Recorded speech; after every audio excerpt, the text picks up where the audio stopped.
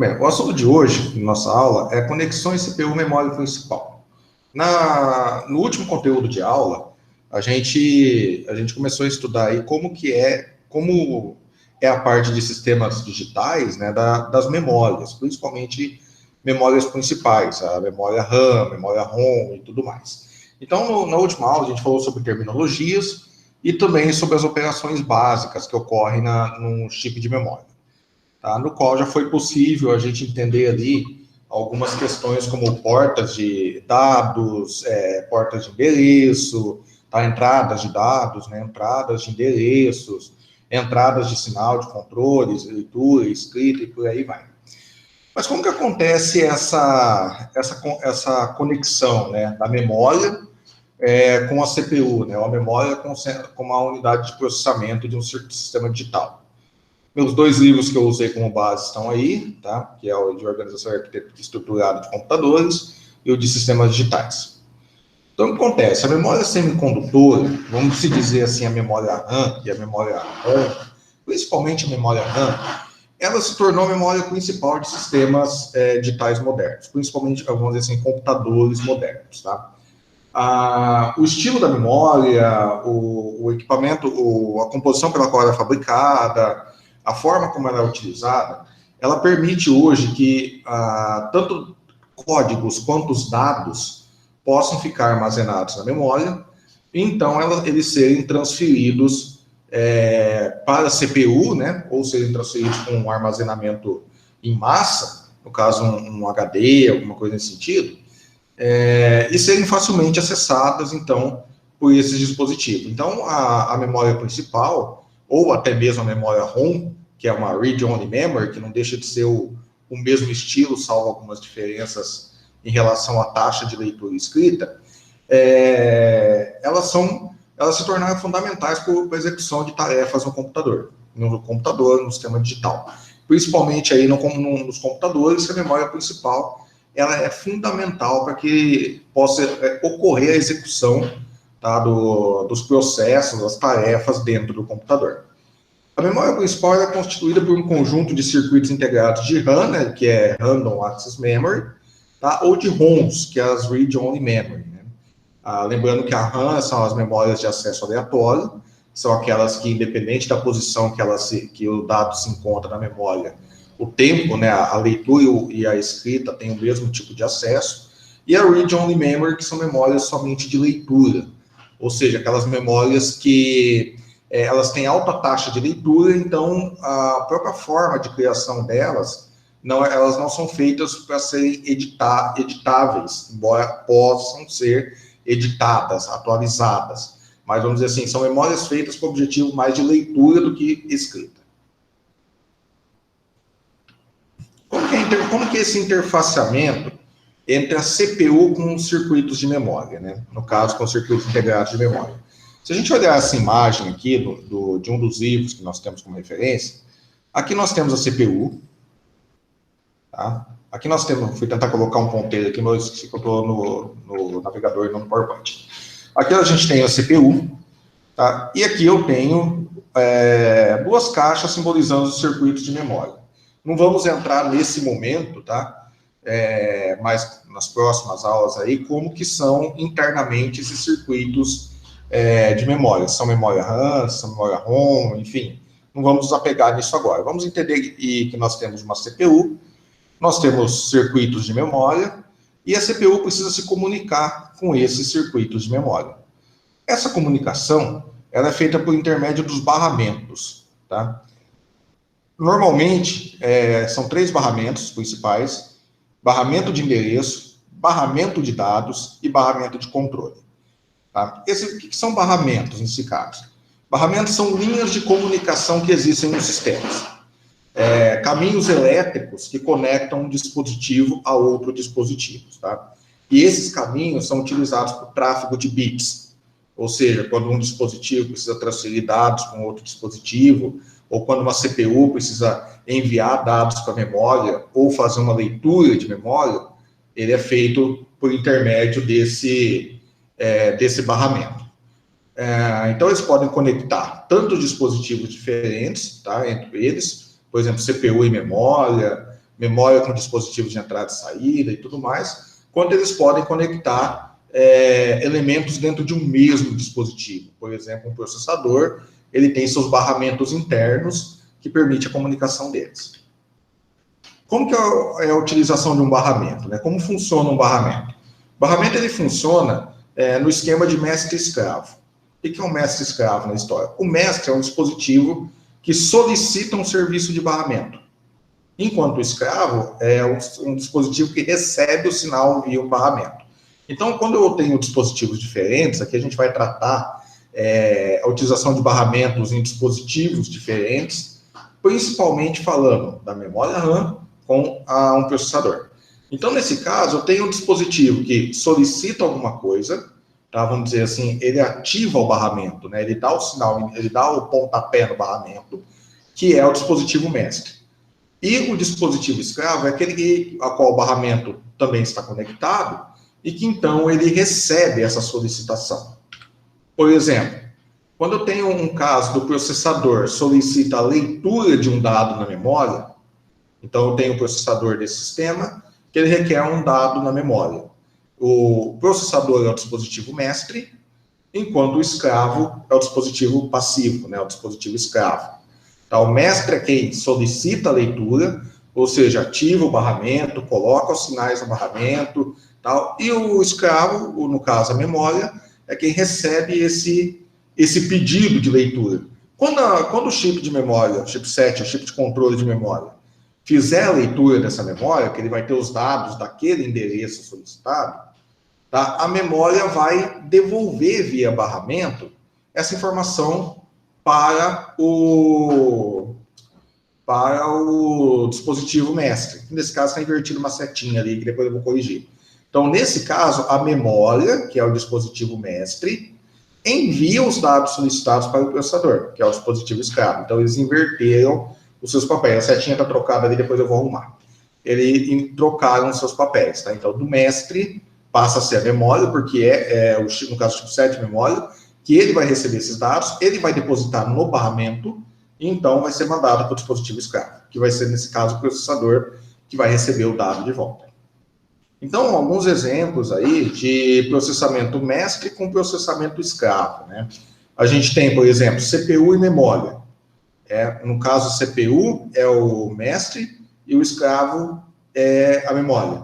Então, por exemplo, uma busca de instruções de dados. O processador pede alguma coisa numa instrução de dados. Então, o processador é mestre, o escravo é a memória. Eu tenho uma situação de entrada e saída, né? Iniciar a transferência, por exemplo, numa interface de entrada e saída. O CPU é o mestre, o dispositivo de entrada e saída é o escravo. Tá? Uso de coprocessador, entrada e saída em memória, enfim. Situações em que existe o dispositivo mestre, que é aquele que inicia a tarefa e aquele que coloca, então, as informações dentro do barramento para, então, serem enviados para o dispositivo escravo. Normalmente, são 3 tipos de barramentos que a gente trabalha. Barramento de dados, barramento de endereços e barramento de controle. Principalmente na leitura, na conexão, né, na interconexão entre a CPU e a memória principal, a memória RAM. Essa interconexão, ela é muito comum de ser feita via esses 3 barramentos. Quando a gente está falando de barramento de dados, a gente está falando do barramento, né, da linha de conexão, que transita dados na leitura, tanto na leitura quanto na escrita. Por que tanto na leitura quanto na escrita? Porque eu tenho 2 processos que eu posso fazer numa memória. Ou eu estou lendo, ou eu estou escrevendo. Perfeito? Se eu estou lendo, tá, eu estou indo lá na memória, pegar esses dados e trazendo eles de volta para a memória. Então, vamos dizer assim, no caminho de leitura, né, o barramento de dados é preenchido pela memória como dispositivo ativo, né, como mestre, e o processador é o dispositivo escravo. Na escrita, o processador está mandando um resultado de alguma conta de algum processamento, enfim, para a memória. Então, o processador, ele é o dispositivo mestre que coloca esse valor que vai ser escrito, no caso, o dado, dentro da memória, dentro do barramento para ser enviado para a memória, ok? Pessoal, se alguém tiver alguma pergunta, pode ficar à vontade aí para enviar, tá bom? E a questão da largura do barramento, que a gente vai discutir melhor já daqui a pouquinho. Então, o barramento de dados é aquele que transita dados. O que são os dados? É aquilo que o computador precisa para processar, ou um valor de uma determinada conta, ou um valor que ele vai gravar como resultado de um determinado processamento, ele vai usar o barramento de dados. Tá? Quanto maior a largura do barramento, mais dados ele consegue trazer. O outro barramento é o barramento de endereço. Esse é um barramento que a gente conhece ele por barramento unidirecional. Por quê? Porque ele só funciona em uma direção. O que são os endereços? Cada posição da memória, no exercício já tem uma questãozinha disso aí, no exercício da semana passada. Cada posição da memória, ela tem um endereço, ou seja, um número, tá, binário lá, que identifica essa posição de endereço. Sendo que o processador ele requer uma instrução ou um dado na memória, ele tem que falar qual endereço que isso está. Tá? Qual endereço se encontra essa memória. Isso tem a ver com registradores, tal, a gente vai discutir isso numa outra ocasião. Mas tem que entender que o processador precisa saber, tá? Precisa ter a noção de qual posição de memória que está. Então, quer dizer, quando ele vai fazer uma leitura, ele vai falar assim, leia para mim a posição tal da memória. Tal quer dizer o endereço tal. Ou quando ele vai escrever, ele vai falar assim, escreva-se o valor X na posição Y da memória. Essa posição de endereços, ela trafega no barramento de endereços. É uma linha de comunicação que pode ou não ser igual à do barramento de dados. Só me entender nesse momento que elas são diferentes, tá? A linha de barramento de dados é diferente do barramento de endereço. E tem a largura do barramento. A largura do barramento, nesse caso, o barramento de endereço, ele está relacionado à quantidade de endereços que eu posso endereçar. Por exemplo, se eu tenho um barramento de 5 bits, significa que eu só posso endereçar 32 endereços. 2 elevado a 5 igual a 32. Se eu tenho um barramento de largura 8, eu posso endereçar 256 endereços, certo? Se eu tenho um barramento com 10 linhas, eu posso endereçar 1024 endereços, tá? Então, quanto maior a largura do barramento, mais endereços eu vou poder fazer o endereçamento, tá? Ou seja, mais endereços de memória eu posso acessar. E o barramento de controle. Nesse barramento, ele manda sinais de controle para ativar ou desativar algum tipo de ação no chip de memória. Ele pode mandar um sinal dizendo se é para ler, se é para escrever, se é para fazer só uma consulta, tal, que não seria o read, no caso, né? A mesma coisa que a leitura. Tá? Então, assim, o barramento de controle ele manda um sinal indicando, ou um barramento de controle, ou vários barramentos de controle, ele vai enviar os sinais dizendo o que a memória tem que ser feita. Então, quando a gente volta aqui nesse esqueminha, ó, então veja que eu tenho 3 linhas de preferência. Eu tenho a linha do barramento de endereço, por onde vai trafegar qual endereço eu quero acessar nessa memória ou nessas memórias, tá? Reparem que a setinha só vai num sentido, ó. A setinha só vai no sentido CPU, memória, então ela é unidirecional. O barramento de dados, a setinha vai nos dois sentidos, então ela é bidirecional, tá? Então eu posso estar enviando um dado para ser escrito na memória, que ele vai estar entrando por esse caminho aqui, né? E ou eu posso estar recebendo um dado que eu solicitei da memória, que ele vai estar voltando por esse caminho aqui. Então, não só reparem como ele tem 2 setinhas de indo e voltando, como na memória o barramento de dados está ligado a uma conexão que entra no chip, no circuito, no chip, e um canal que sai dele, tá? Então, ele tem tanto a função de ir quanto voltar os dados. E o barramento de controle, que assim como o barramento de endereço, ele é unidirecional. Então, ele só envia o controle, tá, para o chip de memória, indicando se é para ler, escrever ou fazer alguma consulta, enfim, algum tipo de operação. A operação vai ser feita, tá? Controlador do barramento, né? Em alguns casos, pode acontecer que alguns sinais de binário sejam fracos para energizar o barramento. Tá? Nesse caso, os dispositivos acabam precisando de um controlador de barramento, que nada mais é que um amplificador. Tá? O amplificador, para quem para quem é o dispositivo mestre, e o escravo a um receptor, tá? Só para, como diz, fazer a amplificação do sinal e o receptor fazer o ajuste desse sinal. Agora, alguns exemplos de valores no barramento, né? Vejam só, leitura do endereço 00010. Então, estou pedindo, meu processador está pedindo a leitura do valor que está no endereço 010. Nesse caso, chamada da CPU. Então, a CPU é o dispositivo mestre nesse momento. Então, o que ela vai fazer? Ela vai colocar o endereço 00010 no barramento de endereço. O barramento de dados vai vazio. Tá? Por quê? Porque ela está consultando, ela está pedindo uma informação, ela não tem dados naquele momento. Então, o barramento de dados está vazio. E o controle está indo com uma operação, por exemplo, um bit aqui, indicando 0, ou seja, uma leitura. Por exemplo, vamos dizer que 0 seja leitura e 1 seja escrita. Tá? Então, ele está mandando um sinal 0. O que a memória retorna? Então, isso vai chegar lá na memória, o valor vai ser carregado, e daí o dispositivo da memória, né, o controle da memória, vai colocar no barramento para voltar isso para a CPU. Ou seja, a memória vai se tornar um dispositivo mestre, enquanto a CPU vai se transformar num dispositivo escravo.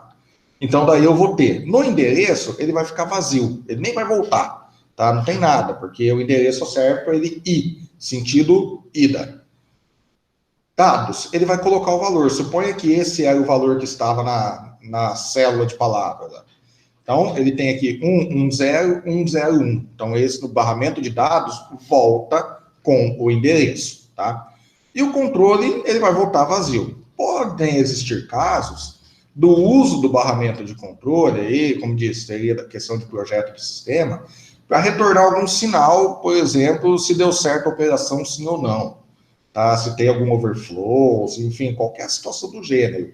Algumas arquiteturas poderiam usar o barramento de controle, que a princípio o clássico seria unidirecional, para ser bidirecional, e então receber uma resposta, tipo um deu certo ou não, um 0 para sucesso, 1 para falha, alguma coisa nesse sentido.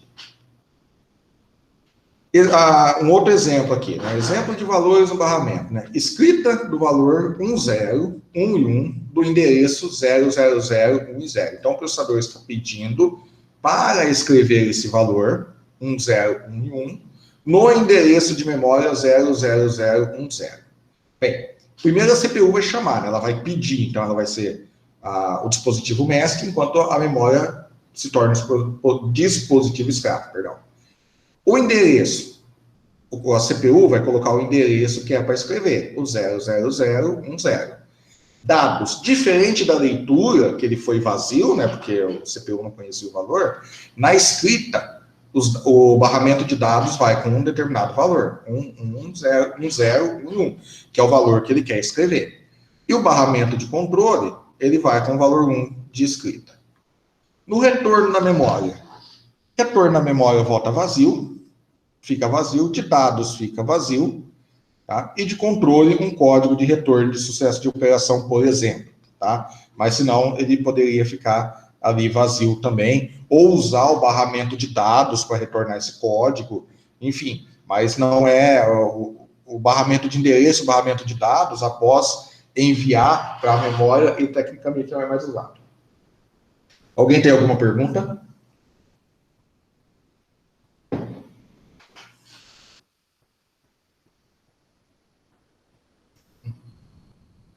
Por enquanto, não. Tranquilo? Beleza. Vamos lá, vamos continuar então. Largura do barramento. Uma das principais questões de projeto de barramento está relacionada à largura do mesmo, né? Relacionada à largura do barramento. Na verdade, acaba sendo aí praticamente o principal aspecto de projeto de barramento, certo? O que é a largura, né, do barramento? Largura refere-se à quantidade de linhas que vai compor um barramento. Então, o barramento, ele é uma linha por onde vão transitar bits de um componente para o outro, onde vai ser uma linha de transmissão. Então, essa linha de transmissão, ela tem que ter, digamos, várias sublinhas, né, vários itens, vários caminhos, onde cada caminho vai transitar um bit. Então, quando se pensa na largura do barramento, você está pensando, vamos dizer, um barramento de endereços. Quanto mais linhas você tiver no seu barramento de endereços, mais endereços na memória você pode endereçar. Quanto mais linhas você tiver no barramento de dados, mais dados você vai poder estar enviando. E por aí vai. Então, tem muito a ver com a quantidade de linhas, muito relação com o desempenho, com o tamanho físico, tá? Com a complexidade de projeto, quantos dados são trafegados, quantas vezes um determinado dado é trafegado, e assim vai. Então, aqui um barramento, vamos dizer, uma linha de 8 bits, na verdade, ela deve ser vista desse jeito, né? Ela deve ser vista como uma linha, né, que internamente tem 8 caminhos aqui.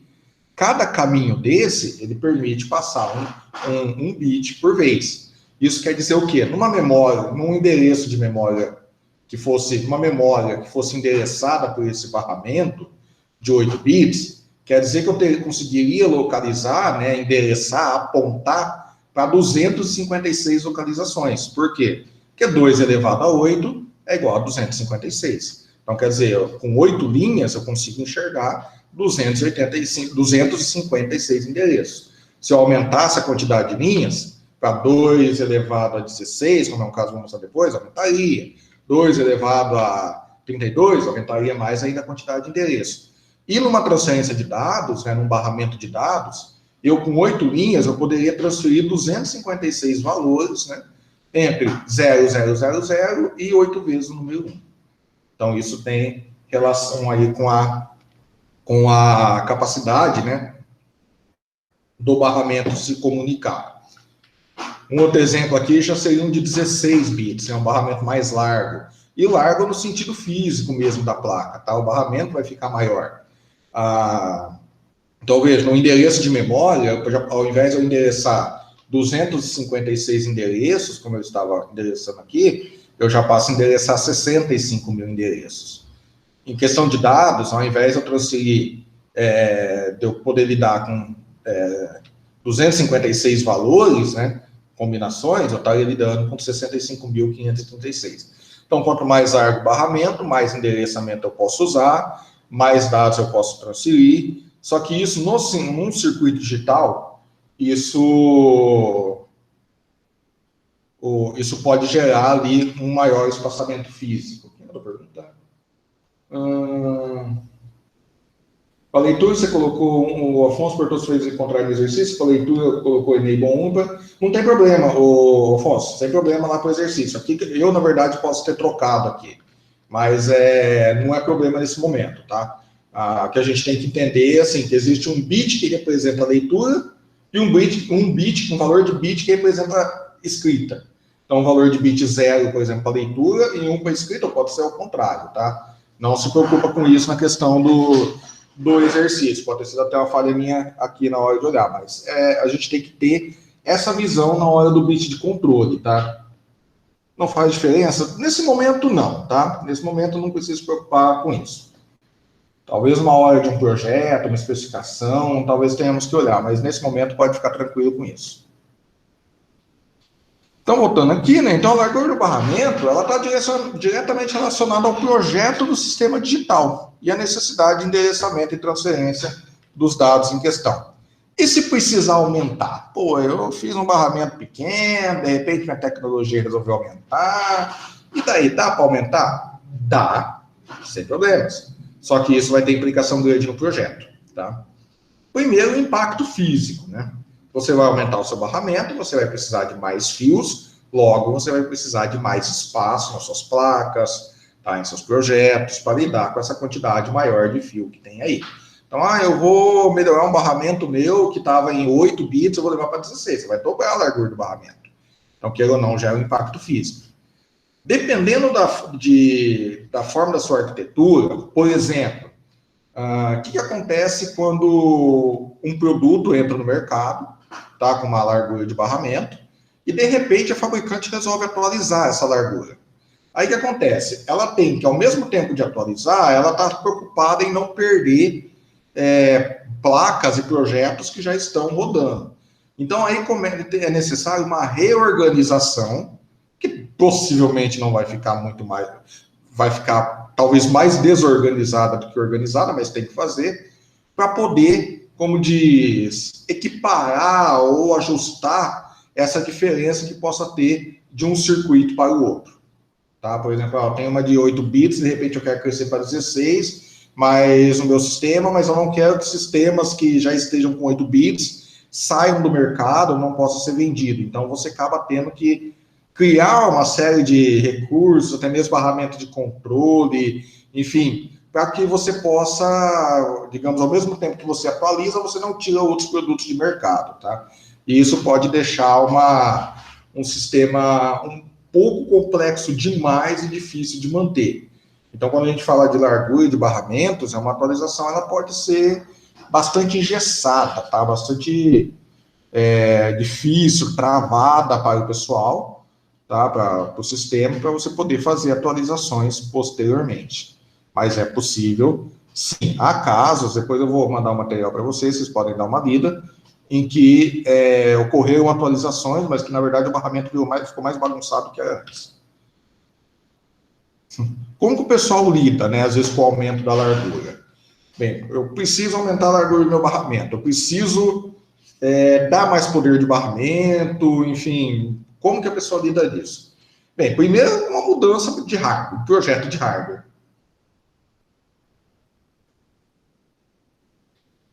Afonso, já respondo a sua pergunta, tá bom? Como o pessoal lida, né, com o aumento da largura? Vamos dizer assim, primeiro você tem a mudança de projeto de hardware, tá? O que é a mudança de projeto de hardware? Você tem que redesenhar o hardware novamente, você aumenta a largura de linha, enfim, você mexe com todas essas coisas.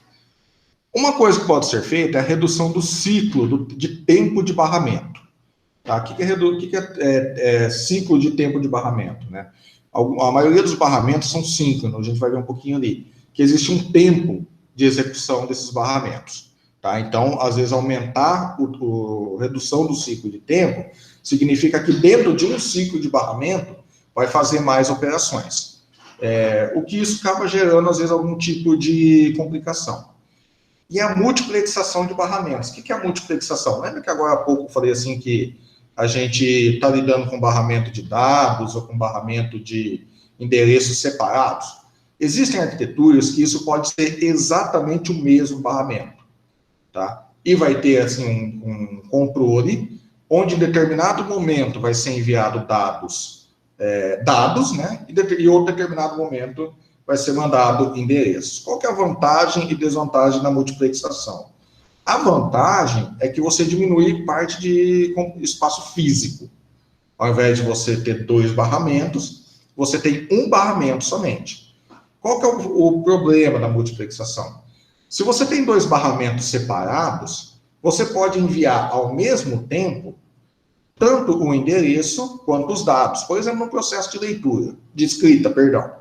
No processo de escrita, você pode mandar tanto o dado quanto o endereço juntos, cada um no seu barramento, eles não vão se conflitar, nada disso. Quando eu tenho uma multiplexação de barramento, que eu tenho um único barramento dos dois, eu não posso mandar os dois juntos, porque um barramento, a partir do momento que ele assume esse barramento, que algum dispositivo assume esse barramento, ele não é compartilhado, entendeu? Enquanto um dispositivo não fizer todo o seu trabalho e liberar o barramento, outro dispositivo não consegue utilizá-lo.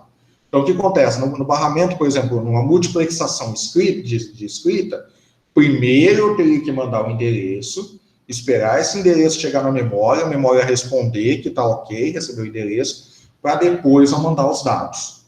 Então, acaba ali você reduzindo o seu problema de espaço, mas isso pode deixar algumas operações bem mais lentas de acontecer no circuito. Tá? Então, eu falo assim que quando a gente pensa em circuito, quando a gente pensa em arquitetura de computadores, quando a gente pensa em sistema operacional, é difícil se você falar assim que tem uma solução bala de prata, entendeu? Algo que, de fato, vai resolver o problema. É meio complicado isso daí. Então, normalmente você vai pesar, 2 pesos, 2 medidas. Vai pesar de um lado, ter que contrapartida do outro e ver o que ganha e o que perde, tá? Então, por exemplo, você pode ter uma mudança de projeto de hardware que vai aumentar o seu espaço, só que vai ficar um processamento mais rápido. Ou você vai ter uma multiplexação que você poderá diminuir o espaço, mas pode atrasar algumas coisas. Alguma pergunta?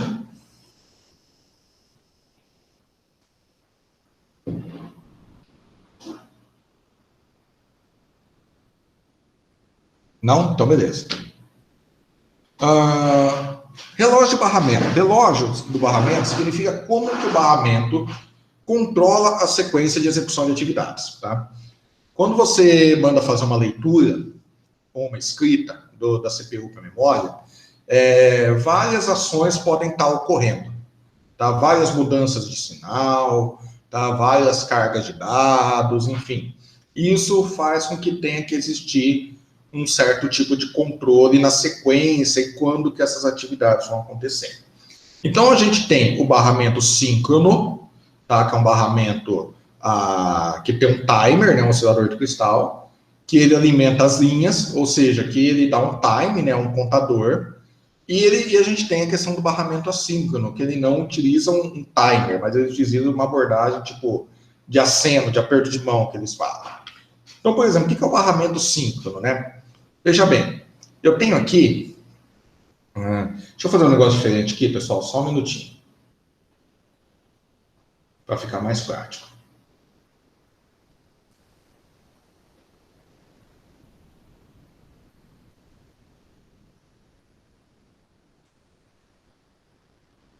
Eu vou abrir pelo PowerPoint, e daí eu consigo dar umas rabiscadas, ok?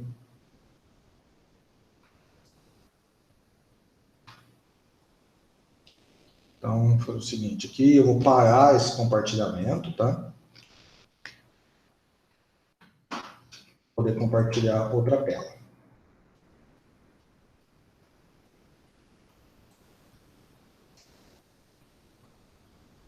Muito bem. Então, eu tenho aqui essa tela, ok? Isso aqui é um controle síncrono, tá? Oi? Estão me ouvindo aí?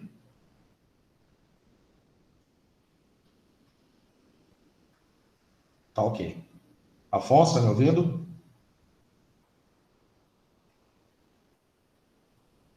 Ok. Então, aqui eu só troquei a tela, né? Para vocês poderem, para eu poder usar o ponteiro aqui. Só um pouquinho, Afonso. Terminando essa parte aqui, eu já te respondo. Só um minutinho, tá? Então, vejam bem. Aqui eu tenho um ciclo, tá? De leitura. Ou seja, durante esse período aqui, ó, ocorre um processo desde a chamada, tá? Desde o início aqui da chamada do processador até a memória depositar os dados para o processador. Dentro aqui eu tenho ciclos, ó, tá vendo? Tenho ciclos T1, T2, tá? Tenho T3 e assim por diante. Esses ciclos, eles têm tempos discretos bem definidos, tá? Vamos dar um exemplo aqui, que cada ciclo desse demora 10 nanosegundos. É um tempo meio grande, eu sei, mas cada ciclo desse demora 10 nanosegundos. E ele vai da borda superior, de uma borda superior até a outra borda superior. Aqui é aquela borda de 1 e 0 que vocês já devem ter estudado, tá, na disciplina, só que nesse material ele não coloca a borda exata, ele coloca a borda reta, perdão, ele põe borda diagonal, porque ele fala que nunca demora um tempo exato para poder fazer isso daí. Então, veja, dentro do time 1, o que acontece? Todos esses períodos de tempo aqui, ó, todo esse percurso aqui, todos esses espacinhos que eu estou marcando, eles são feitos com base no clock do barramento, tá? E com tempos discretos bem definidos, tá? Então, vou dar um exemplo aqui. Aqui, esse primeiro pedaço, que se não me engano são 2 nanosegundos, ele deposita o endereço da memória no barramento de endereço. O que é cinza significa que não tem importância para a nossa avaliação nesse momento, tá? O que é cinza, tá?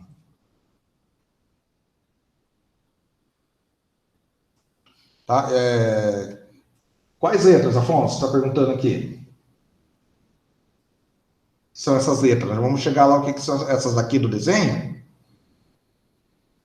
Ok, nós já vamos chegar lá, tá?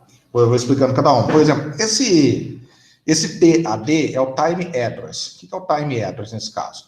É o tempo entre o início do ciclo, que está aqui, ó, onde se iniciou o ciclo, até o processador depositar aqui no endereço o endereço de memória dele. Tá? Só um pouquinho aqui.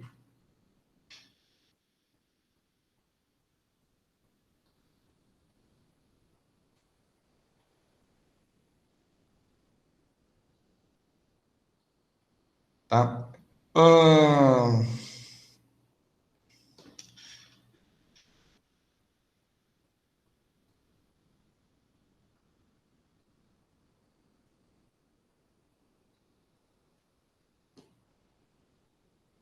Então tá, a partir do momento que ele coloca o endereço aqui, logo em seguida ele ativa duas linhas aqui, ó, que é a linha ML, tá? E a linha RL. A TML, né? E a linha, no caso, o MREC e a linha RD. A linha MREC indica, quando ela está zero, né? Ou seja, para baixo, né? Ela indica que essa consulta é na memória. Ah, mas se ela tivesse como um indicaria entrada e saída. Dispositivo de entrada e saída. Então, aqui é o tempo decorrido entre ele colocar no endereço, na barra de endereço, e ele colocar na barra de endereço e ele ativar a linha como sendo leitura de uma memória. O RD é exatamente sobre leitura. Está certo, a leitura aqui é a leitura, nesse caso, ele está interpretando como zero, tá? Indicando que vai ser feita uma leitura disso daqui. E o wait, o que é o wait? Então, vamos dizer assim, ele já colocou o endereço no barramento. Repare que aqui não tem dados ainda, ó. Aqui não tem nada de dados, tudo cinza. Ele colocou o endereço do barramento, ele avisou que o barramento, tudo isso no primeiro clock, tudo isso no primeiro ciclo. Ele avisou que é uma leitura de memória e ele avisou que é uma leitura, tá? Um time read line aqui, time memory line. E o time address, time memory line e o time read line. Então, no primeiro ciclo, digamos, já se sabe o endereço, já se sabe onde vai ser feita a leitura e já se sabe que é um processo, no caso, de leitura. Quando eu passo para o segundo ciclo, bem nessa linha aqui, repara que tem uma outra linha chamada wait. O que é essa wait? Nesse desenho do livro, depois eu passo o livro para vocês, nesse desenho do livro, ele fala assim que o tempo de leitura de memória, vamos dizer assim, o tempo para se escrever e ler a memória, ele vai ter que ser de aproximadamente 16 segundos, nanosegundos, alguma coisa assim. E que, nesse tempo aqui, ó, do T2, por algum motivo, o sistema não vai conseguir responder a resposta nesse tempo aqui, tá? Então, o que ele faz? Ele entra num wait. O que é esse sinal de wait quando vem para baixo aqui? Tá? O wait, o dispositivo está segurando o barramento, ele segura, ele fala para o barramento que ele ainda não terminou, ele está segurando o barramento nesse espaço de tempo aqui, porque ele sabe que no T2 ele não vai ter condição de responder. Então, imagina assim, aqui eu tenho 10 milissegundos, aqui eu tenho 10 milissegundos, aqui eu tenho outros 10 milissegundos. No primeiro ciclo, ele carregou tudo que era necessário. Só que para o segundo ciclo, não daria tempo dele poder resolver isso. Então, o que ele faz? Ele dá um comando wait, que ele segura essa linha, tá, para ele. Quando ele entra no terceiro ciclo, o sistema entende que vai dar tempo dele resolver. Então, o que ele faz? O wait entra como 0, como 1, na verdade, tá? E ele depois faz a carga de dados no tempo 3 e volta para a memória. Afonso, tem alguma pergunta? Está com o microfone aberto? Eu não entendi muito bem ainda o que é o MREC e o RED. Aqui, os dois? O MREC diz assim que um processador ele pode pedir uma leitura da memória principal ou ele pode pedir uma leitura da interface de entrada e saída. Uma interface está ligada, por exemplo, sei lá, num monitor,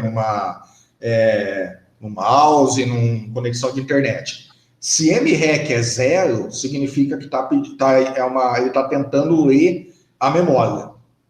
Se o MREC é 1, ele está tentando uma interface de entrada e saída. Tá? E o RD é que é leitura ou escrita. Você está lendo ou escrevendo. Então, acontece, no síncrono, ele funciona tudo dentro desses timers aqui, né? Todas as ações têm que ser feitas dentro desses timers. Vantagens e desvantagens, né? Todas as atividades são controladas pelo relógio de tempo, tá? Então, repare que tudo tem que ser feito considerando o tempo do clock, tá? E seus tempos discretos. O problema dele é que eu posso ter dispositivo. Qual que é a desvantagem no barramento síncrono? A desvantagem é quando eu tenho dispositivos diferentes, ou eu tenho dispositivos com velocidades de clock muito diferentes. Porque pode acontecer, digamos, de eu ter um processador num clock muito alto e barramento num clock muito baixo. Isso vai fazer com que ele utilize o clock mais baixo. Então, sempre que eu tenho dois dispositivos, onde um tem um clock mais alto, outro tem um clock mais baixo, ele vai alinhar pelo relógio mais fraco, ele vai alinhar pelo clock mais baixo. Isso pode gerar problemas com desempenho e tudo mais. Já o barramento assíncrono, ele não usa clock. Na verdade, ele usa uma ideia de causa e efeito. O que é a ideia de causa e efeito? Tudo que acontece num determinado componente gera um determinado efeito para outro componente. Tá? Ele é mais adaptável à mudança tecnológica e a dispositivos diferentes. Então, vejam só. Repare que eu não tenho clock.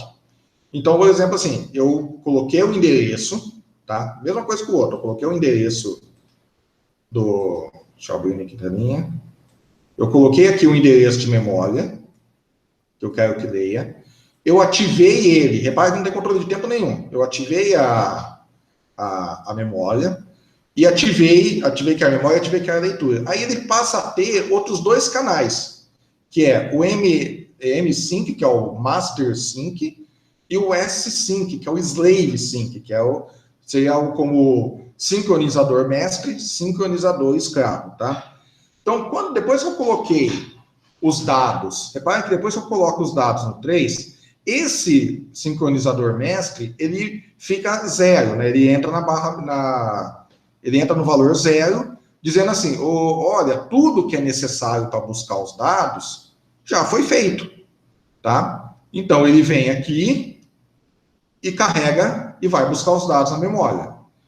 Então, acontece, quando os dados são carregados na memória, o que acontece? Repare que, bem nesse ponto aqui, de dados carregados, ocorre a descida desse sync aqui. O que quer dizer esse sinal sync? O sinal sync é para o escravo, o slave, responder se já está pronto para transferir ou não. Tá? Então, vamos dizer, até aqui ele estava como 1. 1 significa que ele não está pronto. Quando ele pegou esses dados, que ele estava aqui como ele terminou, né, ele carregou os dados necessários, ele entrou em 0. Quando ele vai entrar em 0, ele está dizendo, os dados estão prontos para voltar. Isso faz o quê? Isso volta todas as chaves anteriores, né? Como diz, toda aquela solicitação de leitura ela é desligada, tá? E o barramento de endereços é limpo. Ele ficou cinza aqui, ele é limpo. Tá? Os dados são disponibilizados, tá? E daí, quando os dados estão sendo disponibilizados no barramento dele aqui de dados, o que acontece? Quando eu desativo aqui o master, né, eu vou aqui e limpo também os dados e desativo o slave. Olha a diferença dele, né? Então, cada tarefa, conjunto de tarefas que é feito, ele gera uma tarefa em outro tipo de componente. Então, ele carregou todos os dados aqui, tudo que era necessário para ler. Quando ele carregou tudo que era para ler, ele ativou essa linha de controle aqui, dizendo o dispositivo master, né, o mestre, já carregou tudo. Então, quando ele faz isso, ele vem aqui na frente, tá? E libera os dados, quer dizer, os dados são carregados no barramento de dados. Até aqui o barramento de dados está vazio, Até aqui o barramento de dados está vazio.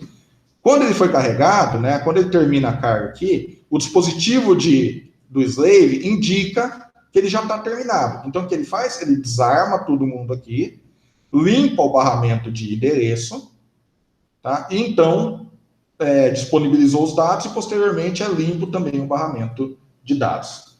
O que é data? Dados, barramento de dados. Não, data no termo do inglês aqui é data, tá? Que é dados. Quando você vê, que eu estou usando uma apostila em inglês, tá? E data aqui não é de tempo, tá? O data aqui é tradução para dados. Então, é o barramento, esse aqui é o barramento de dados. Esse aqui é o barramento de dados, esse aqui é o barramento de endereços, tá? Então, ele passa a ser mais vantajoso que o barramento síncrono, entretanto, a maioria dos sistemas são síncronos, tá?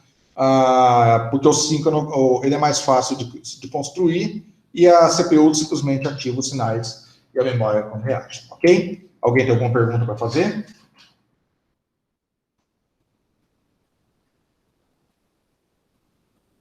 Não? Então vamos lá. Próximo ponto, a gente vai falar da arbitragem de barramento.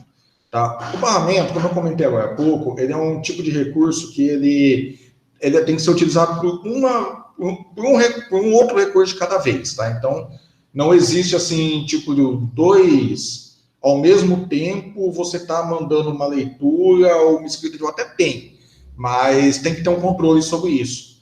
Esse controle é a arbitrariedade de barramentos, tá? É controlar quem e o que vai ter acesso do barramento naquele momento.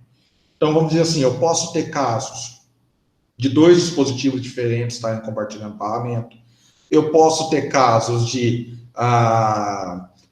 um computador multicore que está compartilhando vários barramentos, os diversos cores estão compartilhando barramentos. Então, eu preciso de um árbitro para dizer quem vai ter acesso àquele barramento ou não. Então, primeiro eu tenho um árbitro centralizado. O que é o árbitro centralizado, né? Ele é um árbitro bem simples, tá? Então, o que acontece, né? Opa, deixa eu pegar meu ponteiro aqui. Aqui eu tenho 4 dispositivos, tá? De entrada e saída, nesse caso, ou poderia ser aí qualquer outro dispositivo, que eles compartilham o mesmo barramento, ó. Tá vendo aqui, ó? Essa linha aqui, ó, é a linha de concessão do barramento, ou seja, a autorização do barramento. Reparem que todos eles estão ligados a uma única linha, tá? Todos eles aqui ligados a uma única linha. Essa única linha é uma linha com operador lógico OR. Isso quer dizer o quê? Quando qualquer dispositivo desse aqui ativar para 1, essa linha aqui vai ficar ativa. Tá? Esse aqui é um dispositivo OR. Isso aqui é uma porta lógica OR. Então, o que faz? Quando qualquer dispositivo desse requisita o barramento, ele coloca o sinal 1 nessa linha. E todo o restante da linha aqui vai ficar ativo. E daí o árbitro, ele vai fazer o quê? Ele vai receber esse sinal.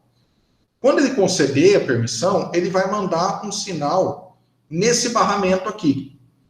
Esse é um sinal 1, por exemplo, nesse barramento. Aí, o que vai acontecer? Você já viu a historinha de árvore de Natal? Luzinha de árvore de Natal? Circuito em série, você tira uma para de funcionar as outras? É nessa lógica. Então, ele vai mandar o sinal aqui e os dispositivos vão começar a checar quem pediu permissão. Tá? Então, por exemplo, vai chegar aqui no dispositivo 1 essa linha. O dispositivo 1 vai perguntar, pô, eu perdi permissão? Não pedi. O sinal passa para o outro. Eu pedi permissão? Não pedi. Passa para o outro. Digamos que o 3 pediu permissão. Pediu permissão? Pediu. O 3 assume o barramento, tá? E corta o envio do sinal para os outros.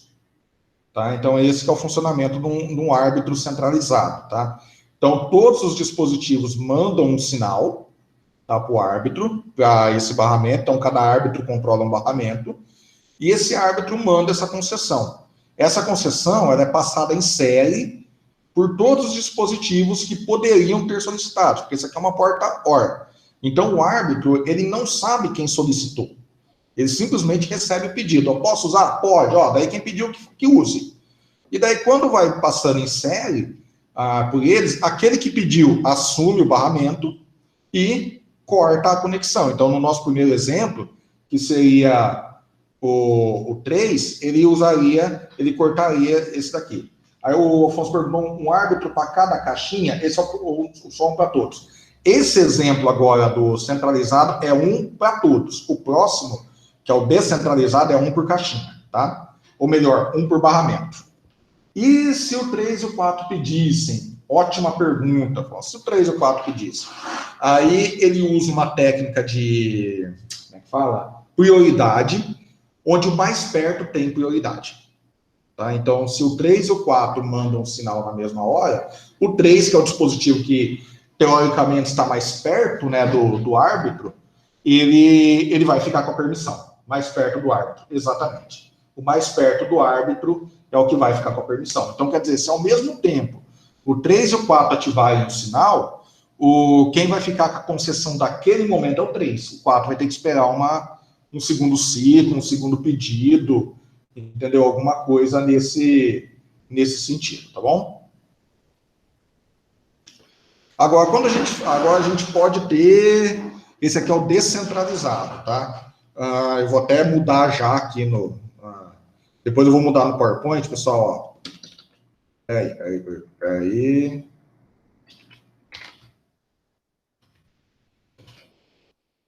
Só um pouquinho, eu fechei a apresentação aqui. Eu vou atualizar a apresentação depois, tá bom? Esse aqui é o descentralizado. Então, ele não usa... deixa eu carregar a tela para vocês aí. Ele não usa um árbitro centralizado, tá? Então, vamos dizer assim, eu tenho aqui... Reparem que eu tenho vários dispositivos, tá? De barramento. E eu tenho aqui os dispositivos que indicam se o barramento está ocupado ou não. Então, o que eu faço? Cada entrada e saída, todos os dispositivos que tem, aí acho que encaixa a pergunta que o Afonso fez. Todos os dispositivos monitoram todos os barramentos. Tá? Então, ele não tem um árbitro. E todos os dispositivos enxergam todos os barramentos. E ele enxerga se ele está ocupado ou não. Tá? Então, quando ele não está ocupado, simplesmente o dispositivo que quer aciona a linha dele e coloca esse barramento como se estivesse ocupado. Tá? Então, aqui eu tenho a linha de requisição e a indicação se a linha está ocupada ou não. Então, não necessariamente eu tenho um árbitro para pedir. Simplesmente cada um. E se dois ativarem? Eu creio que por um pequeno milésimo de tempo isso deverá não acontecer. Tá? Mas eu creio que isso, por pequena diferença de tempo, ele realmente pode não acontecer. Mas eu fico devendo melhor essa pergunta para você, tá, Afonso? Depois eu vou procurar, mas creio que não é problema. Ok? Aí volta a pergunta que o Afonso fez na outra vez, cara. Bem, aí existem duas situações, Afonso, até já falando de uma aqui. Uma coisa, se dois pedirem juntos para barramentos de nível diferente. O que é nível? Podem dispositivos, para não concorrer com barramentos, podem estar acessando vários barramentos. Pode ser que ele acesse um barramento de nível 1 e de nível 2. Um dá acesso para um dispositivo, outro dá acesso para outro. Tá? Quando dois deles têm níveis diferentes, não tem problema. Cada um vai estar num nível, acabou, tá? Que esse caso aqui, ó, reparem que o barramento, que ele acaba tendo um árbitro também, mas veja só que um barramento, eu tenho aqui o requisito de barramento, isso aqui é centralizado ou descentralizado, isso que eu vou ter que arrumar. Mas a ideia do termo é o seguinte, esse aqui é descentralizado, isso aqui que eu vou ter que conferir, tá? Eu atualizo depois ele lá. Mas a ideia dele é o seguinte, desse daqui, ó, eu tenho 3 dispositivos, tá? Que eles têm acesso ao barramento de nível 1. E eu tenho 2 dispositivos que eu tenho barramento de nível 2, ok? Se no mesmo tempo o dispositivo 2 e o dispositivo 3 pedirem concessão, isso não vai ser problema, tá? Eles são em barramentos distintos. Agora, nesse caso aqui, se eu tiver o dispositivo 1 e o dispositivo 2 pedindo permissão ao mesmo tempo, vale a prioridade do que está mais perto do árbitro. Mas a ideia é, eu tenho vários níveis de barramentos, tá? Pode ser por uma permissão, enfim, situações que permitem aí separar um pouquinho. Operação de barramento, né? A gente tem a operação comum, que uma única palavra ou endereço transita por vez no barramento. A gente tem a transferência por bloco, que um bit, né? Daí, no caso, uma transferência por bloco, o sistema tem mais um bit de controle, né? Fala, é bit, byte o tempo inteiro. Um bit de controle. Esse último tem o árbitro mesmo? Tem o árbitro mesmo. Então, no comum, né, uma única palavra transita por vez no barramento. E bloco. Um bit indica a transmissão de bloco, fazendo com que várias palavras sejam transmitidas em sequência. Então, vamos dizer assim, um dispositivo assume o barramento, tá? E ele marca um bit como bloco. Por quê? Para continuar transmitindo várias vezes, tá? Vamos dizer assim, você tem um barramento de 8 bits e você tem que transferir palavras de 32 bits, tá? Então, quando ele assume o barramento, ele coloca o bloco como 1 e faz 4 transmissões. 4 vezes 8, 32. Aí ele transfere todo o dado dele. Aí isso é uma transferência por bloco. Você tem a questão de operação de vários processadores, onde é necessário ter ali uma variável de controle, ou até mesmo uma estrutura de dados especial, para controlar qual processador vai ter acesso ao barramento.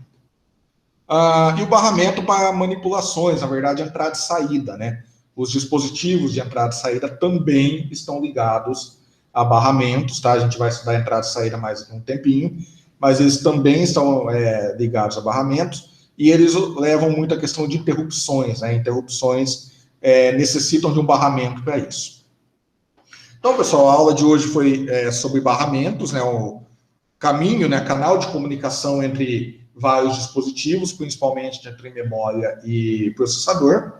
Tá? E a ideia é mostrar como que esses canais, a importância desses canais dentro do processamento, dentro da construção de um circuito digital, que não é, a gente às vezes em simuladores, ou sistemas mais simples, né? A gente puxa um fiozinho ali e acha que está tudo indo, né? E não é tão trivial dessa forma, exige aí uma série de outros cuidados em relação a isso, tá? Então, assim, essa semana é isso, tem uma lista de exercícios para ser respondido lá. Na próxima sexta-feira, a gente vai ter uma aulinha prática, tá? Para a gente montar um sisteminha com barramentos ali, de leitura, escrita, tal, para simular ali uma memória, um registradorzinho, para a gente fazer ali uma leitura, ok? Eu estou pagando a gravação aqui agora.